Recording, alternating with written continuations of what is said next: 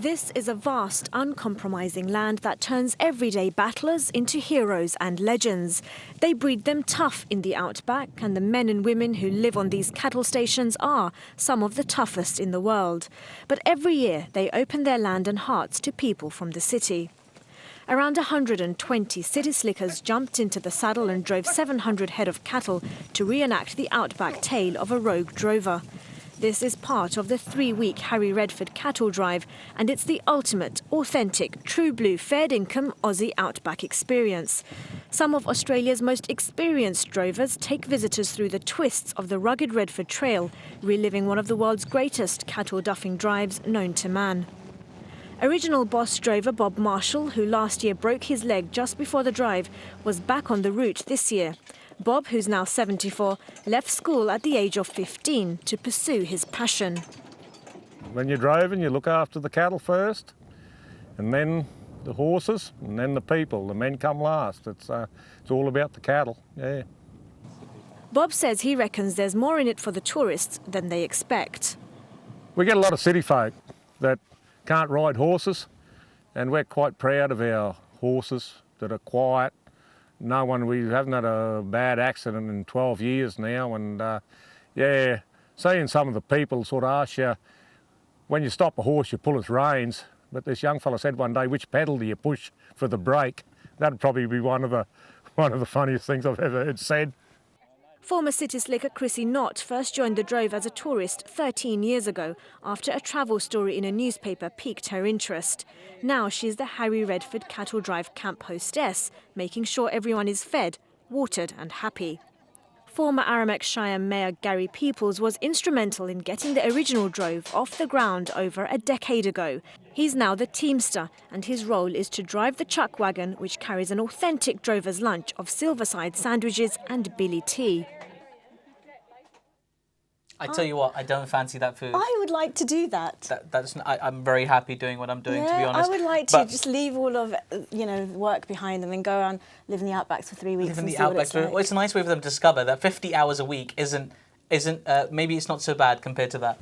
Yes. Maybe. That's right. Well, as we said, despite Australia's laid-back reputation, nearly 14% of Australian employees work 50 hours or more, and that's every week.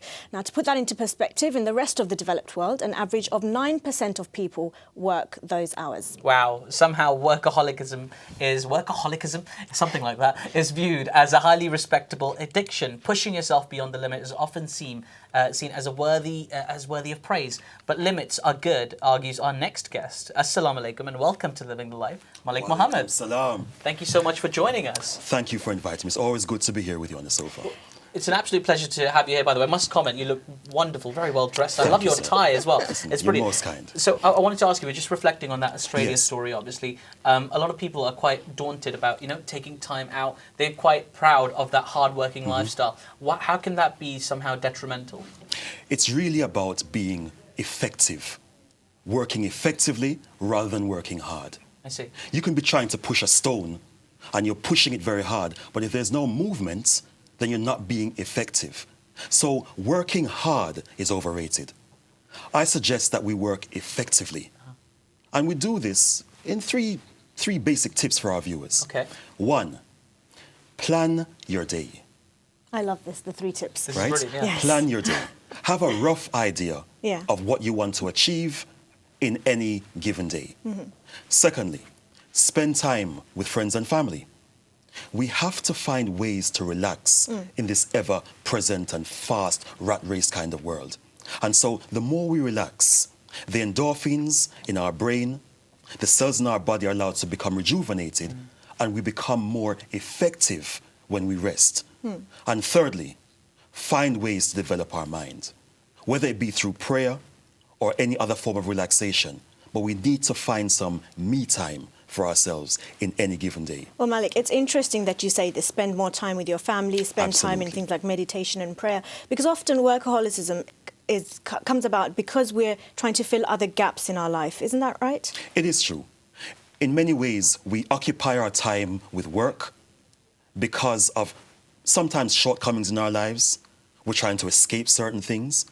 But when we look at research that's been done recently in China, for example, if you are in an office and you're working in excess of 7 to 8 hours a day, you're called in to assess your effectiveness because you ought to be able to do the prescribed job within the prescribed time. And so for most of us, as the research mentioned, 9% of us tend to be workaholics. The reality is 91% of us don't do that. Indeed.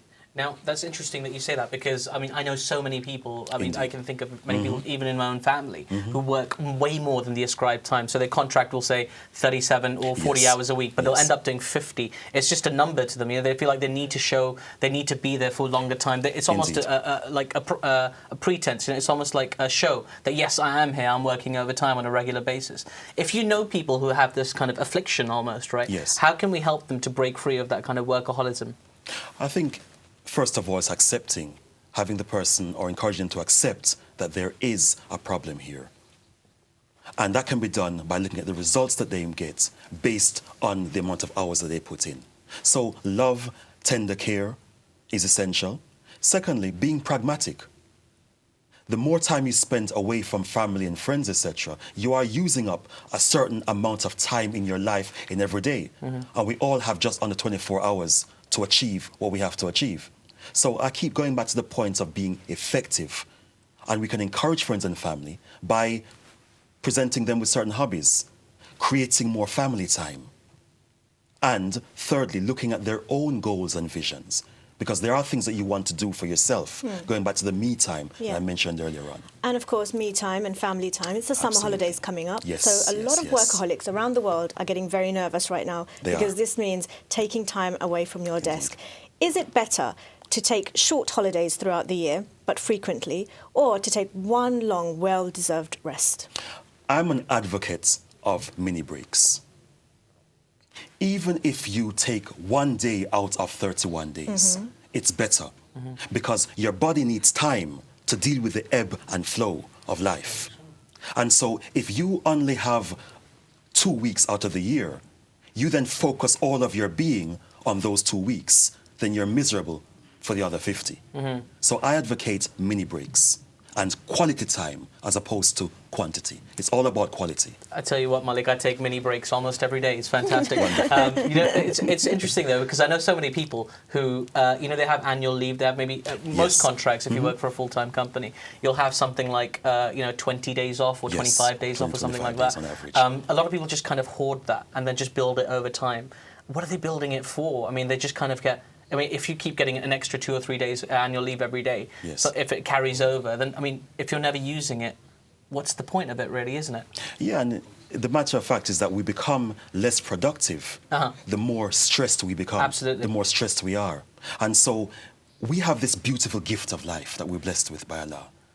And so we do more service to ourselves, to our community, and to the world by striving hard to do the most that we can do in any given day. And that is about quality of life. Yes, we work hard, we work effectively, we enjoy quality time. We have time to look at our own visions and long-term and short-term goals. But it really comes down to I mentioned my 8 principles of self-empowerment. One of them is planning. The importance of having a general idea of what you want to do in this moment, in this day. That then transfers into your week, into your month, into your year, and you live a much more productive quality of life. That is the key. Well, Malik, thank you so much for your Thank you both for having me. Stay with us.